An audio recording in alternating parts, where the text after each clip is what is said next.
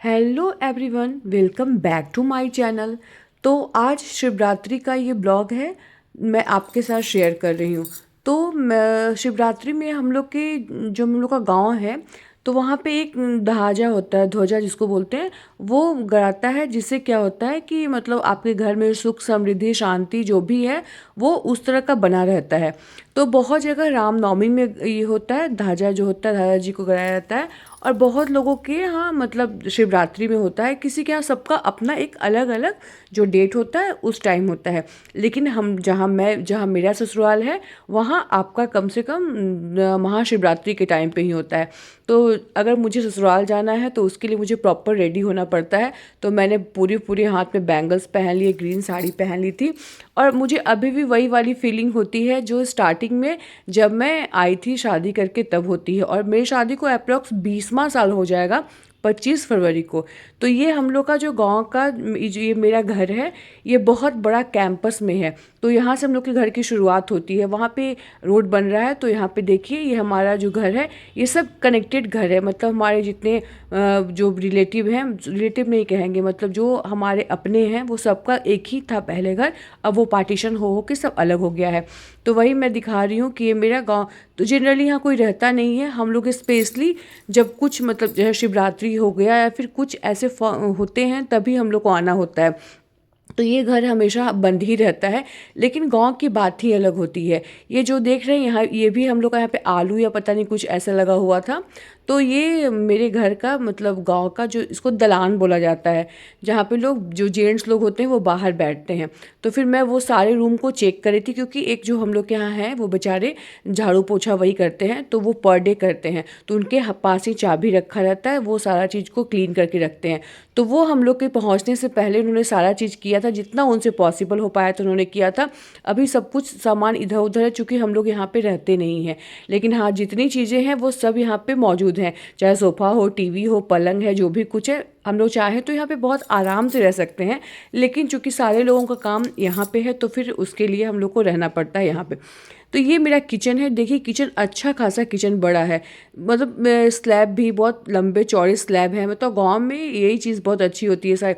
और ये पूजा रूम है वहाँ पे। तो पूजा रूम में ये संदूक आप लोग शायद देख रहे होंगे, ये संदूक है। और ये छत पे जाने का रास्ता है।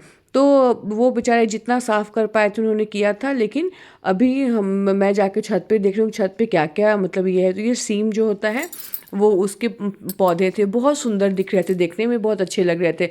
और कुछ न कुछ लगा ही रहता है। अगल बगल जो लोग रहते हैं, हम लोग के ही फैमिली मेम्बर हैं, तो वो सारी चीज़ों को कुछ ना कुछ लगा के ही रखते हैं। तो देख सकते हैं कि छत कितना क्लीन है, क्योंकि वो उन लोग जो भी अपना यू जितना सब कुछ है, तो हम लोग का इंटरकनेक्टेड घर है।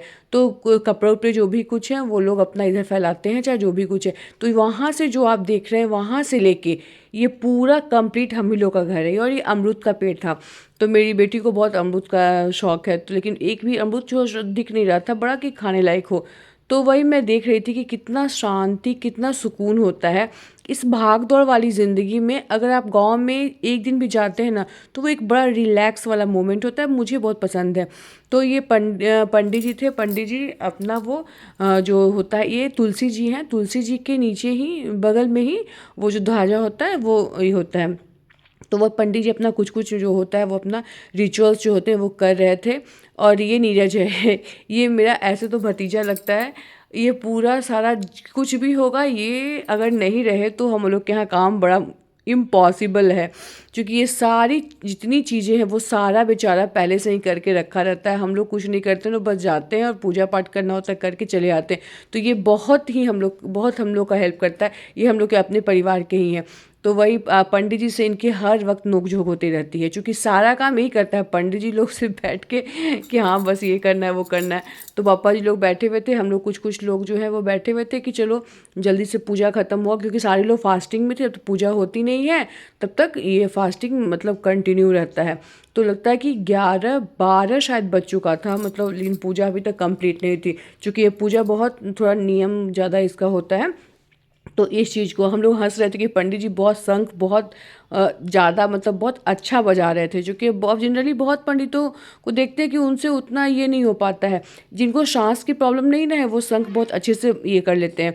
तो और ये बांस होता है जो बांस में ही उसको पूरा ये किया जाता है, फ्लावर से डेकोरेट करके हल्का सा। और वो जो शिव जी का जो ध्वजा है वो वहाँ पे ऊपर में रखा जाता है, उसमें आम का पल्लव वगैरह लगाया जाता है और ये बहुत लंबा सा होता है। तो इस तरह से करके देखिए, हर हर महादेव। तो ये बहुत ही अच्छा लगता है। ये एक छोटी छोटी चीज़ें इतनी ज़्यादा हम लोग के कल्चर में है, जो हम लोग के कल्चर को खूबसूरत भी बनाती हैं और इनसे हमारा घर भी बहुत एक शांत लगता है कि हाँ, ये काम हमने करवा दिया तो ये हमारा घर अब ये रहेगा, मतलब सेफ रहेगा। ये हम लोग का सोच है। अब सबकी अपनी धारणा होती है, सोच होती है उसको तो please like share and subscribe my channel. Thank you.